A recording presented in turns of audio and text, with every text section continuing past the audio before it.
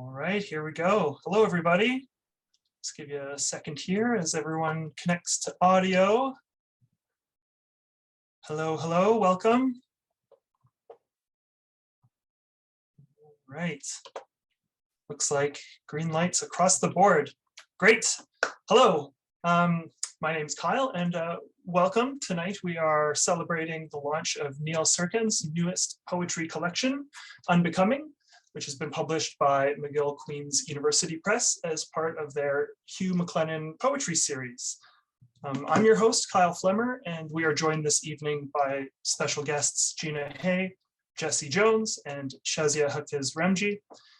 Before we get into the festivities tonight, I would like to say a land acknowledgement. We at Shelf Life Books acknowledge our presence in the traditional territories of the Niitsitapi, the Blackfoot Confederacy, and the people of the Treaty 7 region of southern Alberta, which includes the Siksika, the Piikani, and the Guyana, the Tsuut'ina, and the Îyârhe Nakoda. We are situated on land where the Bow River meets the Elbow River, and the traditional Blackfoot name of this place is Mohkinstsis, which we now call the city of Calgary. The Treaty 7 region is also home to Métis Nation of Alberta, Region 3. I too call Calgary home, and I'm honored to host the Calgary launch of Neil's new book, Unbecoming. It's available at Shelf Life Books, along with books by all the guest readers, with exception to one, but you'll hear all about that in a moment. Shelf Life is presently open for browsing, but we have an online store, and if you're doing curbside, you can do curbside pickup and local delivery all through the holiday season. We'll be sure to drop links to the online store in the chat as we go through this evening, so you can check out the books we have available. Neil also asked if I would open up the reading with a few poems of my own, and that's extremely flattering, and I'm happy to do that. That's the plan. But before I do, to prevent me blathering on for 15 minutes, I hope the other guests and Neil will unmute and say hello as I get set up over here. Hi, thanks for coming.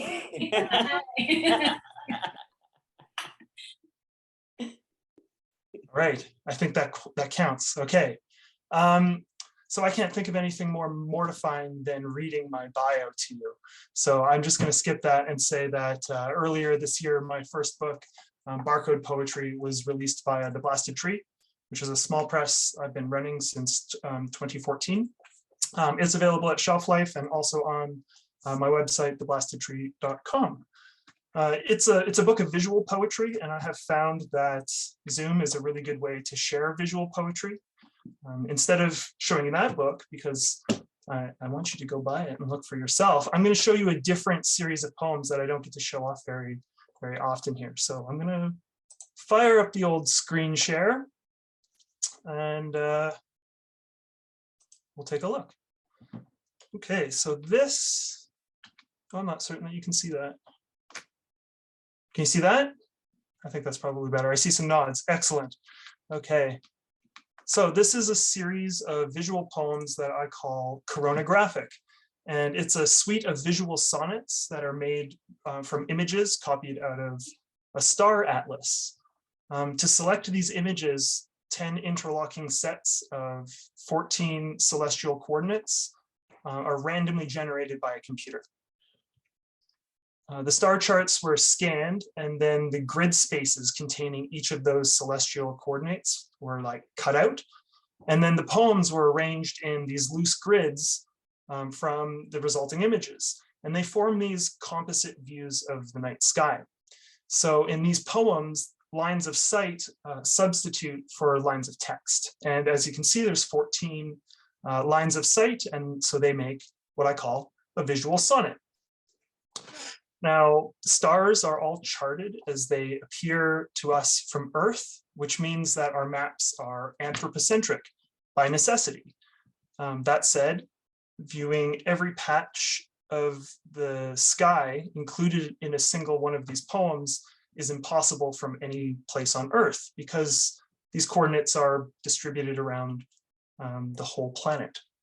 So these poems are not tailored to or reflective of an individual's experience.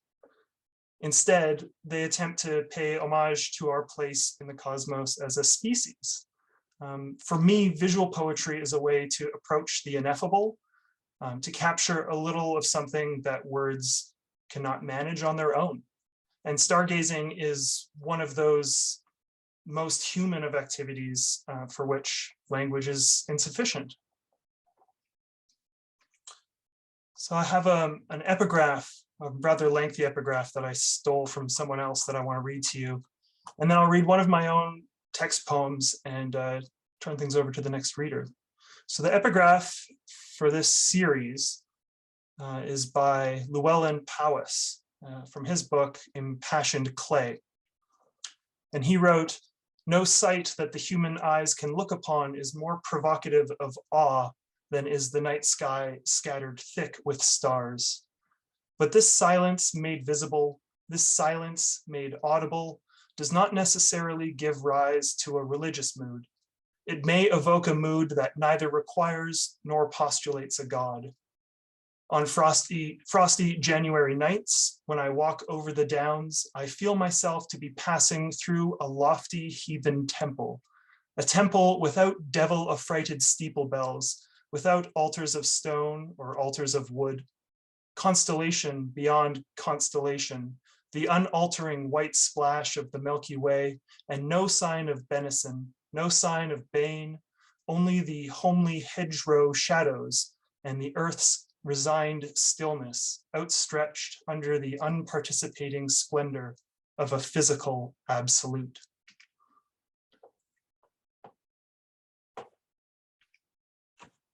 So each of these poems is part of the sonnet series where the last image is the first image in the next series. Oh, sorry, the next poem. And I'll leave that up while I read my last poem for you. This is one called White Dwarfs, and it's part of a larger series called Stellar Cycle.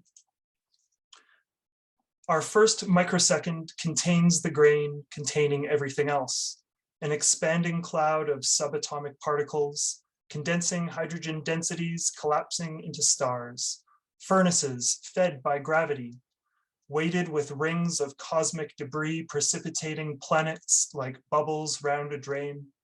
Life exists on radiation. We're a solar fermentation. Chlorophyll thieves defying entropic degradation of memory with art. Hegelian data miners inscribing poetic manifestations of spirit in stone, like Roland beating his sword, brains spilling from the ears while gripped on the wrist by an angel.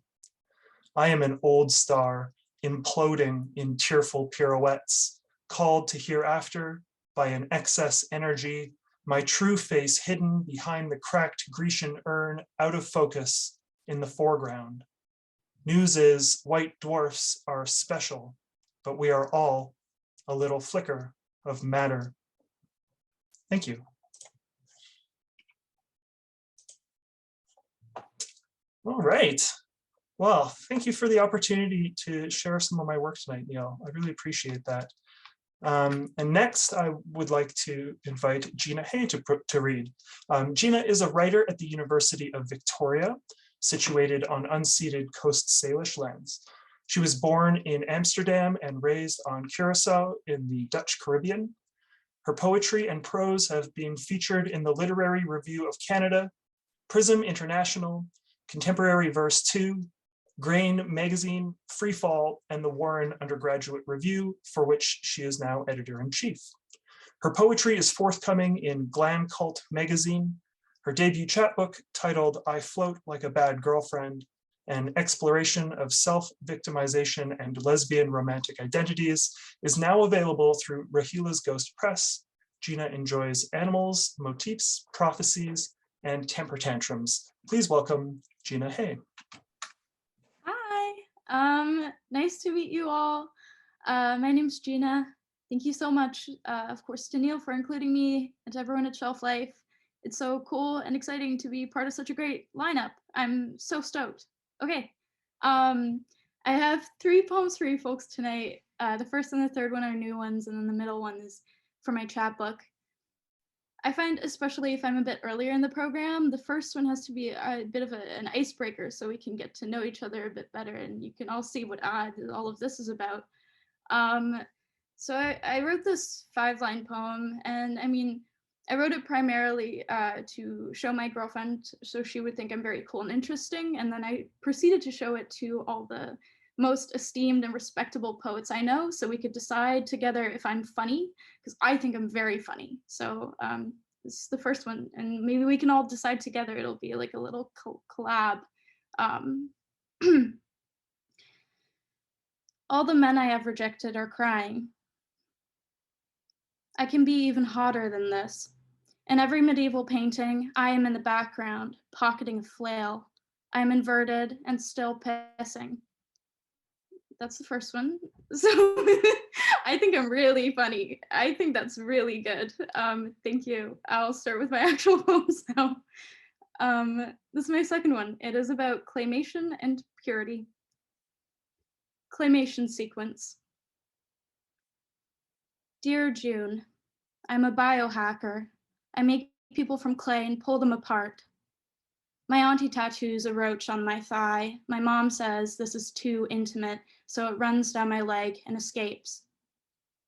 Last night, girlfriend held a door for me and I asked if she'd consider companion burial plots. Love her big time, except when she said, sexual liberation isn't a wearable film, but a creature that wears you until it spoils.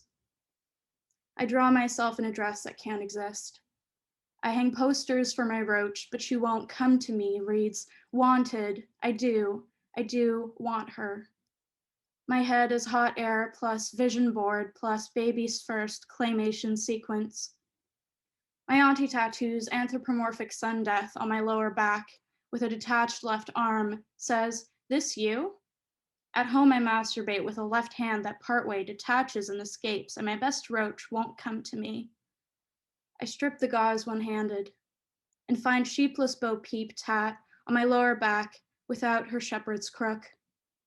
I open my mouth means I open my heart. I'm my own pet. I'm my own baby. It's my final one for the night. It's called I Hold the Scalpel. 1. I carry her everywhere. Welt, pocket of fat. I am a victim when I down it with her, when I tie the two together and name them after her. Short animation film narrative. It looks down. There's a cavity where its chest should be. It reaches inside and finds a capsule. Inside the capsule is a tiny little gemstone. It never thinks. It hollows itself out for weeks, skin to skin with this you. So superstitious. Hunter-gatherer, count cars, and imagine slashing tires. 2. Body horror is boring, kiss kiss, like I want to circle around big wooden statues of small things so bad. I love getting what we want in the pagan ceiling leak or even the derogatory sense of a good time. Silly, I'm the ego I love to have. Like, just say, when I grow up, I want to be a meteor and hover for me again. But parasite outlives forever until I skin it, until I wear it like a coat. I pick clairvoyance and think real hard, dumb thing, die for me. I take pictures of me and my parasite in the bathtub and bury them in the front yard. I've taken pictures of us pouting in bed and hung them on a clothesline, and every night it watches and I bury them again. 3. Concept. It owns me, and I want to give it something already upended to wear. I write to it. I want, and hold it. Okay, that's me. Thank you. Thank you so much, Gina. I, for one, think you're funny. Well done. Thanks so much. Our next reader this evening will be Jessie Jones. Jessie grew up on the prairies and now resides in Montreal. Her writing has appeared in publications in Canada, the US, England, and France. Her debut poetry collection, The Fool, was shortlisted for the 2021 Raymond Suster Award and is a finalist for the 2021 A.M. Klein Prize for Poetry. Please welcome Jessie Jones. Hi. I agree. I think you're funny, Gina. I'm going to read a couple of books from The Fool, a couple of poems from my book, The Fool. And then if there's time, I think I'm going to try and read a new one, just to keep things spicy. First one I'm going to read is called Better Manifesto. To sleep like a regular person, to cook, to read, to make the bed again, to be hungry enough to eat the plate, to sleep in regular intervals with the moon, to cook, to read in intervals like a regular person, to feed you with a comically large spoon, to make the bed again, to tie the curtains back into wings, to read them again in your scapula as you return to sleep in regular intervals while the solstice heat makes summer unbearable to cook.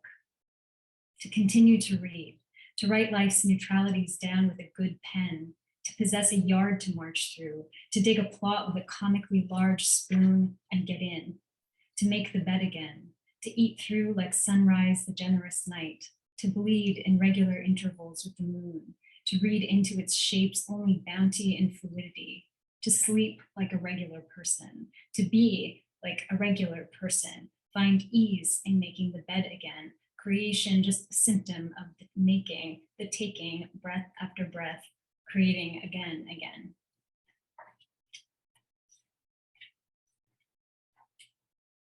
This is no dream.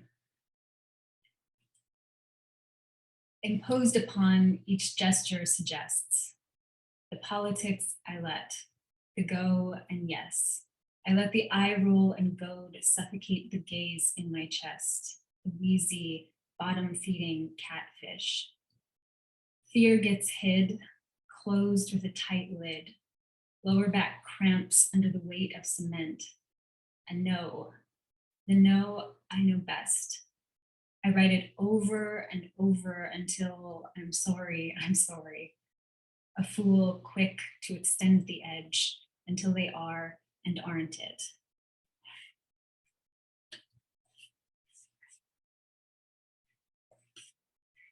This is called The Late Great.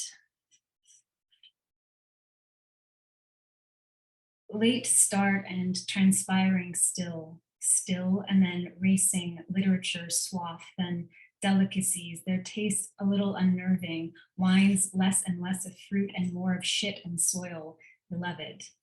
Languages vibrating, gongs, singing bowls, songs, all of it arterial, a channel I sing then swallow, swallow then swim, toes dragging in its silt, still touching the deep end of questions or answers far off. Signage in the form of sirens, car alarms thorning the long-stemmed blocks, clocks French kissing the havoc of calendars, days shedding petals, pollen grains. Late to bolts of sweating bowls, knife pleats, starched when an inhalation, clothes to take home make personages of. A parsonage of sewage and slumber, furniture sagging under repose, late windows open to the cascade of sublimity, gouache, clay, performed accidents, ripened pear light. A kite catches the wind and my late eye catches too, caught it and climbed into an almost late sky from the look of it. Late to find a way to both walk and climb, unkink its logic, melodic scan, and then, no, I do not speak, but say. Can't commit it to memory, make its memory my own. Trying an obligation with little compensation or more than plausible. Late to start, it pulls ahead, does not know its aim. I pioneer silence, thinking it mine. Late to find my name a pretty phrase, its cloached bones and symmetry. Late to line, color, ruby soul of subjectivity, hue, broad spoon, stirring the real implied. I vie, I heart, I tirade a little long, maybe, rearranging all the tries in my arms. They're heavy, wouldn't you know it? Cubist fields, descendant nudes, violas playing as garbage disposals. Are cigarettes a door? Are cowboy boots a soul? Is the salaried anchor sucking me into the sewn dark heart of the economy? Late to dress in molecules of sex, drink spit, still dredge hurt in sugar, laugh anthemic as I circle lines, come like sunrise, come on, still ingenious, arias, divinity studding skin, whole fleshy body a shredded ribbon. Late to a cinematic intimacy, lens flare, focus smeared in Vaseline, despised heroines, verite of clubbed grubby hands leaving prints on glass, living interpretations of dreams. Still fending off the draw of the heinous true, still craving finales where everyone sings, parades, euphoria reigns. Something is happening and I have nothing to say. I need to sit and let it happen to me. Late to bury under beliefs heap, seeking warmth, myth, dynasty, hear the creak and rumble of its weak infrastructure. How does it hold anything aloft? A warm thought, cold hands won't allow. Empty out, equivocating, trying to settle its dentures so it can settle its hunger. Late to call it weather, because it's everywhere. I get it, momentarily. Whim transports certainties my guts can't prove, my true size, Amazonian and clumsy, capable of ruin, impatience of patient, impatient of need, greedy time the great constraint. To find the word again that I may find its meaning root. The bodies of friends transfuse the new.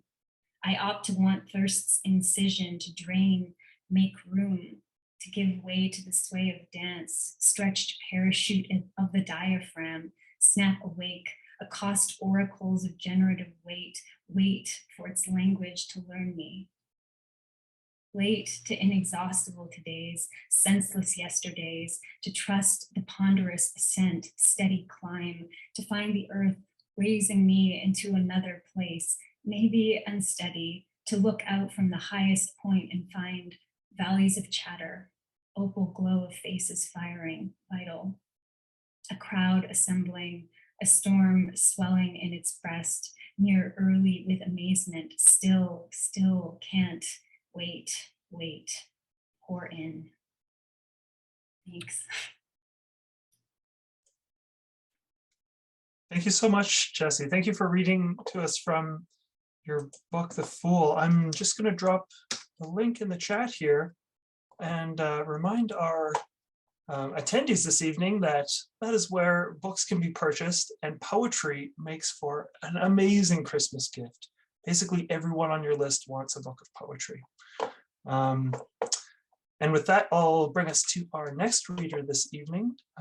Shazia Hafiz Ramji was a finalist for the 2021 National Magazine Awards and is a finalist for the 2021 Mitchell Prize for Faith and Poetry.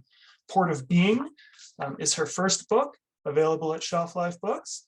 And she is at work on a novel and is pursuing a PhD in English at the University of Calgary. Please welcome Shazia. Hi, everybody. Hi, Neil. Hi, Tolu. Hi, Golali. It's so nice to be here, and it's so hard to follow up on Gina's and Jessie's poems. It's so special. It's especially nice to be here with you, Neil, because I know, as I was saying earlier, we met 3 years ago, I think now, to celebrate your first book, On High. And when I met you, I was also very much in the process of becoming and unbecoming, your second book is just reading towards today. But I remember when we launched our first book together in Victoria, BC, there was a lineup outside the bookstore. And that was the first time I was meeting Neil. And I was like, who is this person who has corralled basically the whole of Victoria here? And I've come to realize that he's, look at him, his warmth and generosity is just emanating through the screen. So thank you, Neil, for just bringing us all back together again. I'm so inspired by you and your work, and glad to be able to share poems with all of us today. I'll read a couple of new poems. I know the general advice is to have kind of an icebreaker, a lighter poem first, but I always seem to fail at that because my work is super heavy. So I think I'll start with the heavier poem first. This one is called Dear Kin 6, and it's part of a series I'm working on that addresses my Iranian, South Asian, and my Irish kin, as well as my kin both given and chosen. Dear kin 6, hi. I know you were there the night I almost died. After taking those drugs, the blue ones like Mary Magdalene's robes in a postcard from a pilgrim in the south of France. Blue like all the words for the quarry deep and sunbent, the sorrow of passengers over scripted water. But I'm not asking for the blue river. I'm not asking for water. I'm linen dry content. All I'm saying is that I know you were there the night I almost died. There's nothing to remember. I was in my body, but there were no sounds in me. If this sounds like madness to you, please excuse the weight of my eyelashes on your fruit. If this sounds like faith to you, please excuse nothing. The thing about belief is its face, its orifices of breath pressed against the dark, gaping.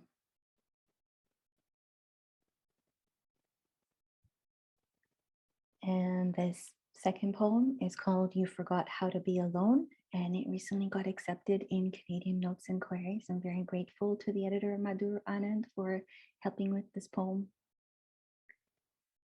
You forgot how to be alone. You forgot the buyer tastes your air. In that other country, you forgot the lorry makes stone mill of the road. You forgot how to be alone. You forgot curled leaves on the bough like sleeping ears. Coyotes wooing after a siren. Death can be a glance in the mirror. Muscle of light like your mother. You forgot the birds and their ancient gossip. You forgot the names of your kin. Around you, a thorny army of thistle. You forgot the violence of rooting, what hangs on the tangerine imprint of your lip on the cup. You forgot how coincidence breaks time, dew and crinkle on skin like eroding stars. You forgot how to kneel. Pick up your phone for the Qibla. Feet face the sky only in prayer. And a somersault, you forgot. You forgot how to be alone. You forgot the end of the poem, a screen of rain rotting away the sill, train galloping through. And I think I will end there. Thank you so much, Neil, for making space for all of us. Thank you very much, Shazia. I want to second what Shazia said. Neil is such a lovely person and radiates positivity. It's true, and I've only just begun reading Unbecoming, but the same energy is really apparent in his work as well.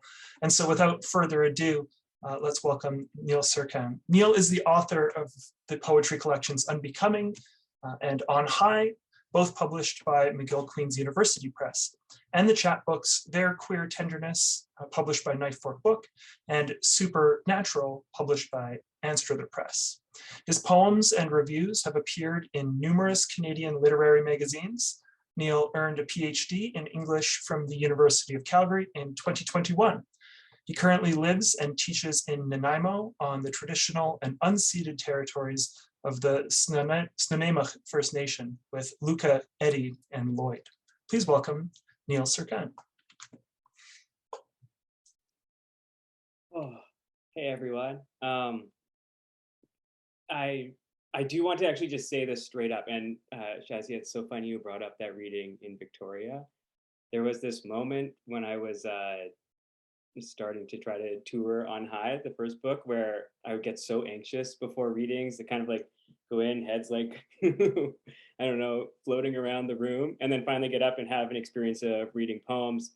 And suddenly it just like occurred to me during that Victoria reading that it's like, whoa, readings are so cool just to get to listen to these other heroes like read their stuff. Like it's about like figuring out how to arrive and listen was just like a really cool gift of that year, and just kind of how to settle in and be amazed. And I've certainly been amazed again tonight. So I'm so honored that y'all read.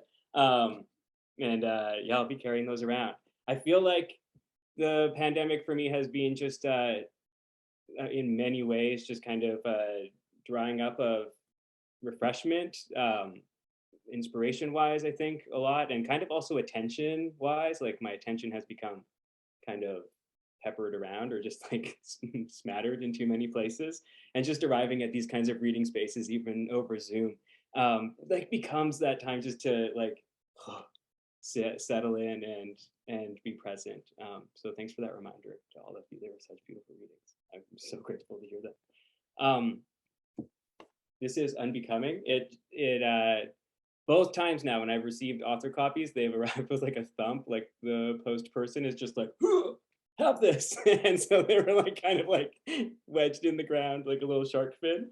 And that makes sense because this is like largely a crossroads book.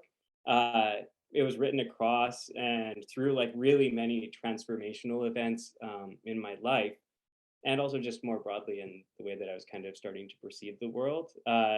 And it was also written in many different locations. So for it to arrive and just kind of like thunder onto the doorstep is, I think, an apt way for it to get into the world.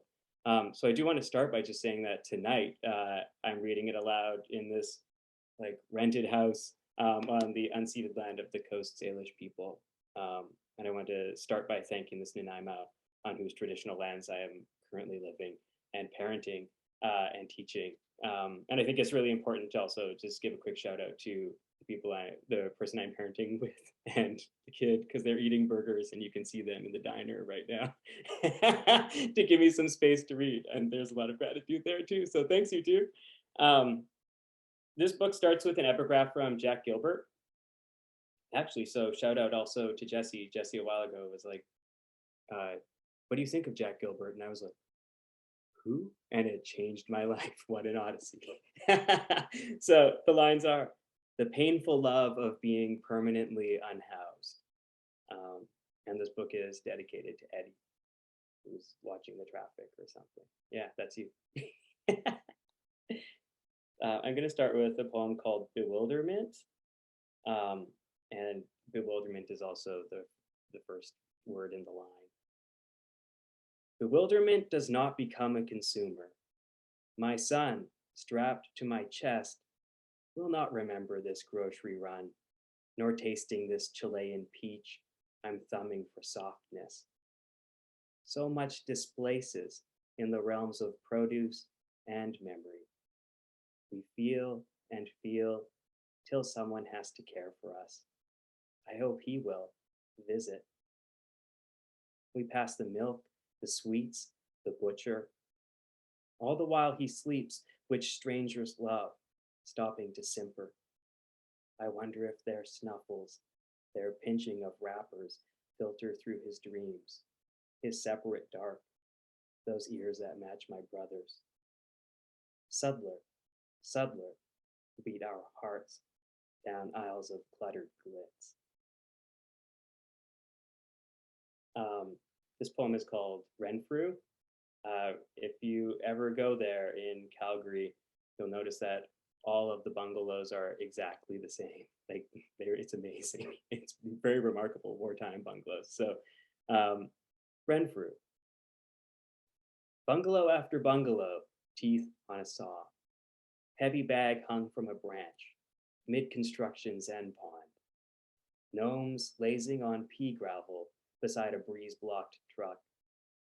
Tool shed turned infrared sauna. And everywhere the wounded smell of clipped grass. Chemical defense. Distress signal to other grass. The kind of message the receiver wishes he could do something about. Guarantee his own safety or health. Poetry is such a wounded smell. At best, we feel exhilarated by our rootedness and the crude, whirling blade that moans in view, that veers without notice. Till then, feed trough planted with herbs, river stones accrued for later, windsock swollen with the weather.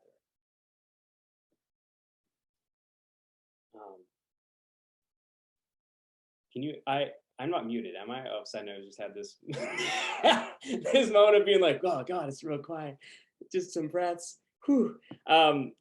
This poem is so my supervisor for my PhD was Larissa Lai, and when I sent this one to Larissa, Larissa was like, "Oh, that's an interesting kind of contract of relation," and kind of encouraged me to push it. So it kind of arrived here. So this poem is called "I," like the pronoun "I," and it kind of just riffs on what that pronoun might mean.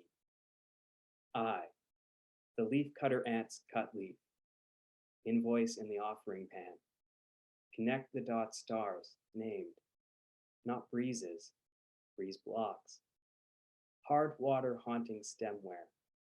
Mountain turned open-faced mine. The bank, broken. Banks overflowed. That orca keeping her calf afloat. Not music, score.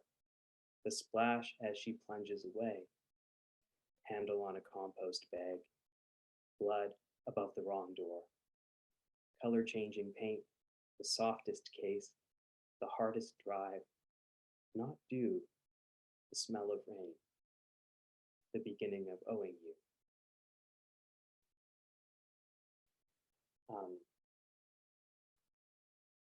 This poem's called Desire Path. When I was going to publish a chapbook with Knife Fork Book, that was what this chapbook was going to be called. And then there was another book that came out the same season called Desire Path from another press, and Kirby heard about it, thank goodness, like right as we were about to finalize things. And Kirby called me and they said, like, I think that your book is called Their Queer Tenderness. And I was like, get out of here. It's way too visible. Like, I don't want to appear that way yet in the world. I was still kind of feeling really scared. And I trusted it. And I'm so grateful that kind of Kirby put that in motion kind of in public more for me. So I always dedicate this poem to Kirby every time I read it. Desire Path. Whereas the city's gravel trail snakes from side to side, nooked with oversized benches that stick, layered stain on spectral swastikas and heart-trapped names, this path cuts straight through the wiry grass. Yet, as is often the case with desire, it swerved suddenly and got shy. Standing now in this stand of ruddy felt-tipped branches, parsing scrub as it wildly parts and reparts its hair, I think how, to get here, someone had to veer off, followed by many others, and then all had to turn back, unless a few met face to face, and this became a meeting place.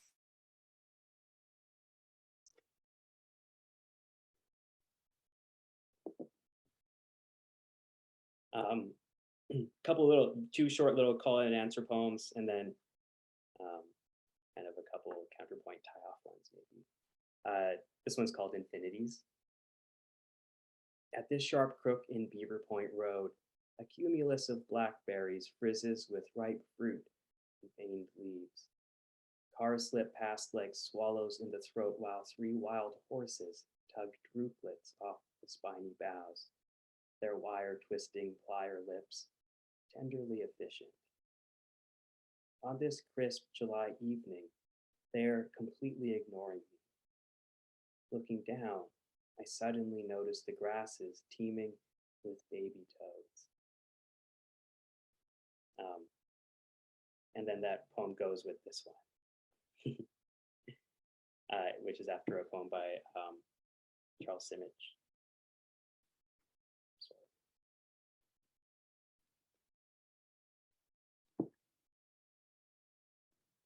The infinite replies. You dog at a mirror. How do you glimpse yourself only when you move? Air is fertile, all perfumed motes, pollen, mold. Do you really feel desperate, or did a subwoofer just bloom over there? Savory nausea. Heard everything. The difference between me and you?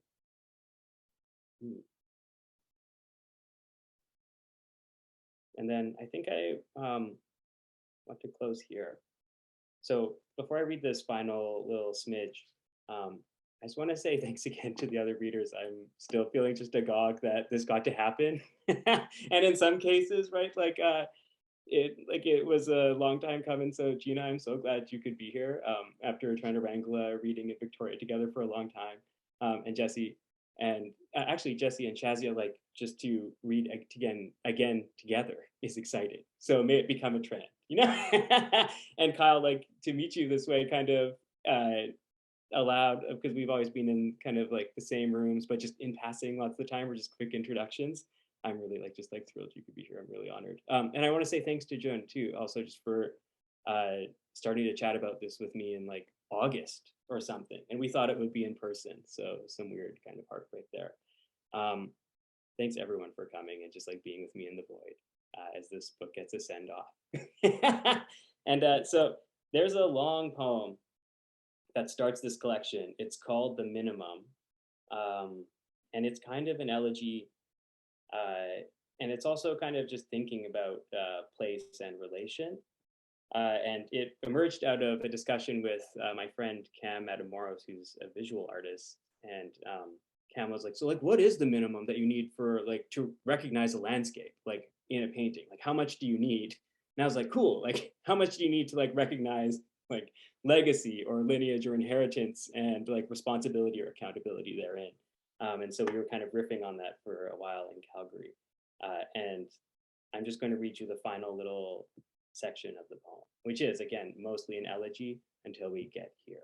And so this is where I'll kind of leave you off. So thanks again.